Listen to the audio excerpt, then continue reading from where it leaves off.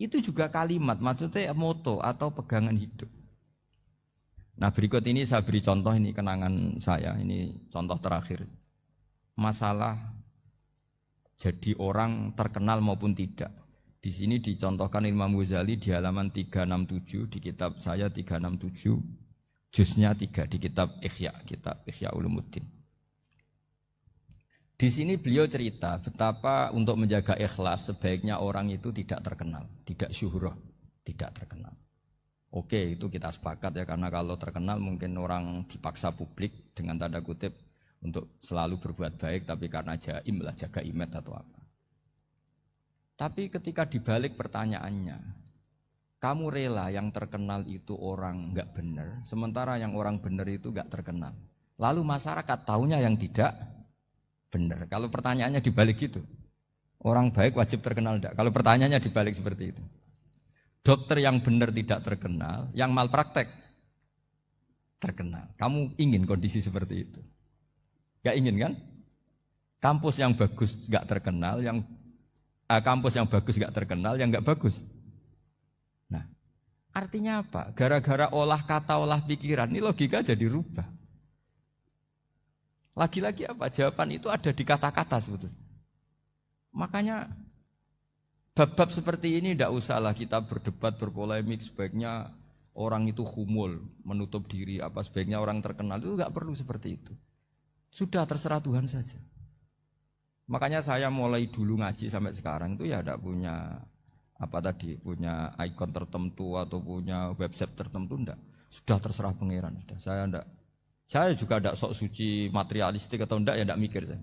Bukan apa-apa ya, karena saya ini kiai, jadi biasa urusannya sama Allah, tidak sama makhluk. Jadi pusing kalau sama sarah-sarahnya makhluk itu pusing. Meskipun rektor kalau nasihati saya pasti tidak saya terima, itu tetap makhluk, itu sudah ada ngefek kalau saya itu sudah ada itu. Bukan karena saya sombong, ya memang makhluk betul gitu, bukan. Cuma nasibnya bejo aja, tapi makhluk tetap makhluk. Saya beri contoh ya. Ini makalah yang ditulis Imam Ghazali. Ya, i'lam aslahaka Allah anna aslal jah wa intisarus sayyid atau sayyidi wal istihar. Wa huwa mazmum itu. Balil mahmudu al-khumulu illa man saharahu wa ta'ala linasri dini min ghairi takallufi talabi syuhrati minhu. Jadi kalau kamu ingin ibadah kamu selamat, ya kamu jangan terkenal. Tapi resikonya adalah kalau kebaikan itu tidak terkenal, maka enggak dikenali. Kalau enggak dikenali berarti masyarakat hanya punya percontohan yang tidak baik, karena yang baik tidak terkenal. Jadi itulah ulama-ulama dulu. Jadi apa-apa itu dibanding-bandingkan. Kemudian nanti kelihatan, jawabannya itu kelihatan. Jadi ulama dulu itu biasa ngarang misalnya afatun nikah, sisi negatifnya nikah. Harus ngurmat istri, harus macam-macam, kalau terlantar itu ya dosa. Seperti tadi Pak Marsudi cerita, kalau orang ngapalkan Quran itu takut lupa, kalau lupa itu jadi dosa. Pertanyaannya, kalau semua orang takut lupa, takut dosa, semua orang enggak hafal Quran karena potongan-potongan lupa. Cara berpikir tidak seperti itu. Kalau berpikir ya namanya hafalan, ya inginnya hafal, kan enggak ingin lupa.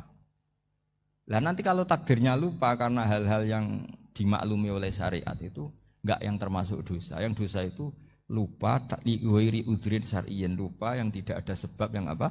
Syar'i. Tapi lupa bawaan EQ-nya enggak bagus. Lupa bawaan sering dibentak. Oh itu enggak masalah karena bawaannya orang tertekan itu ya lupa. Coba kamu hafal Quran. Terus punya kredit jatuh tempo. Pas hari itu aku yakin enggak cerdas sudah.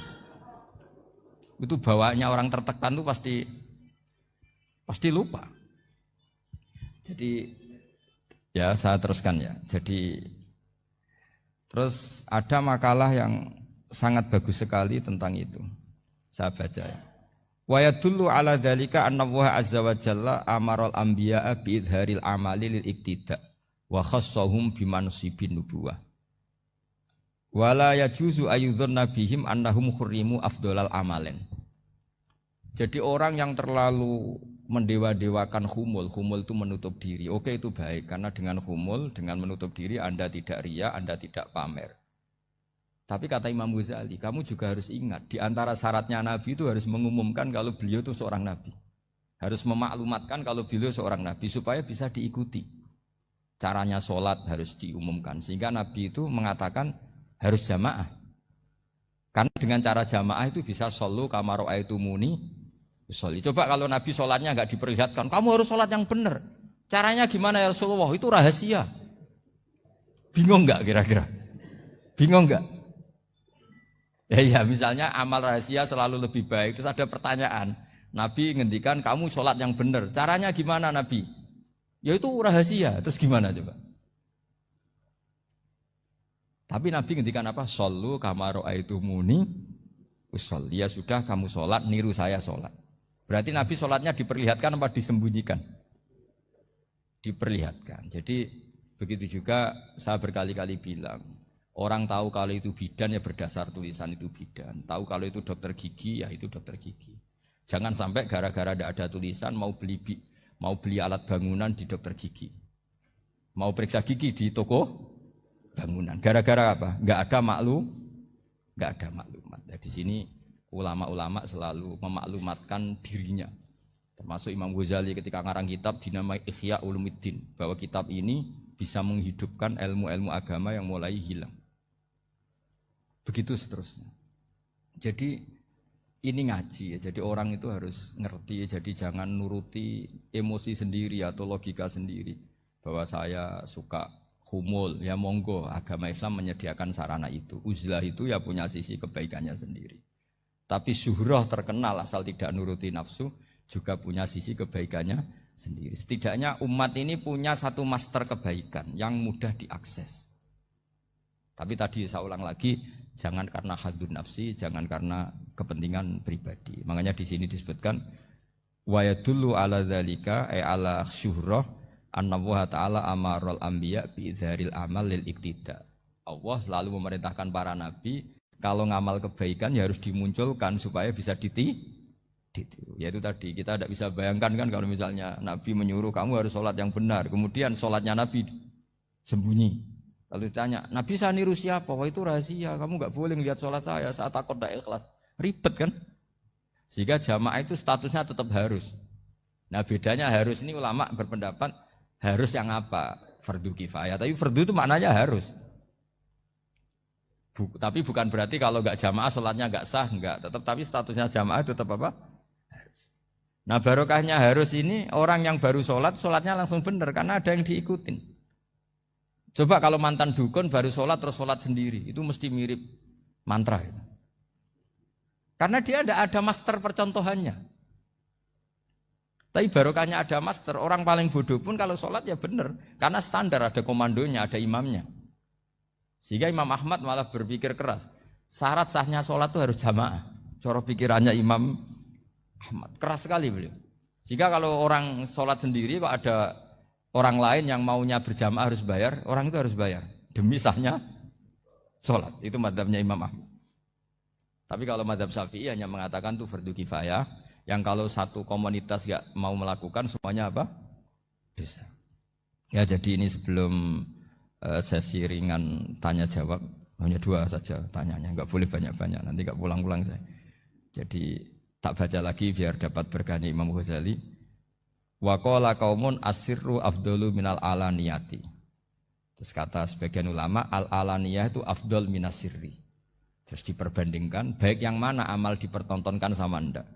Terus kata Imam Ghazali, kalau orang itu bisa jaga tidak riya, maka sebaiknya dipertontonkan karena kebaikan harus yang muncul, bukan yang tidak baik yang muncul. Makanya ketika Unisula memaklumatkan diri sebagai ingin jadi generasi khairah ummah, itu kalau diterjemah itu kan, wow, khairah ummah, umat terbaik. Itu kan ya kayak agak angkuh. Tapi nggak apa-apa, itu nggak apa-apa. Masa kita kampanye Unisula siap degradasi moral, kan ya lucu kan? Masa jualan gitu kan ya lucu. Ya sudah, kita memang ingin mengkhidmati ummah, berbakti dengan umat, membantu supaya jadi generasi khairan apa? Ummah. Tidak apa-apa, dimaklumatkan supaya dengan itu umat punya sarana. Oh kalau ingin jadi khairan ummah, kuliah di sini. Jangan lalu enggak gitu. Ya sama kita dokter, maklumatkan saja dokter gigi, dokter kandungan, dokter bedah. Sehingga orang kalau mau bedah ya jangan ke dokter kandungan. Jadi barokahnya maklumat ya. Jadi saya mohon sekali ini, saya sendiri sebetulnya orang yang enggak siap terkenal sebetulnya, tapi ya sudah terserah Allah saja. Kalau itu cara Allah menyebar kebaikan, ya monggo. Pokoknya kita tawakal saja sama Allah Subhanahu wa Ta'ala. Ya saya kira demikian. Assalamualaikum.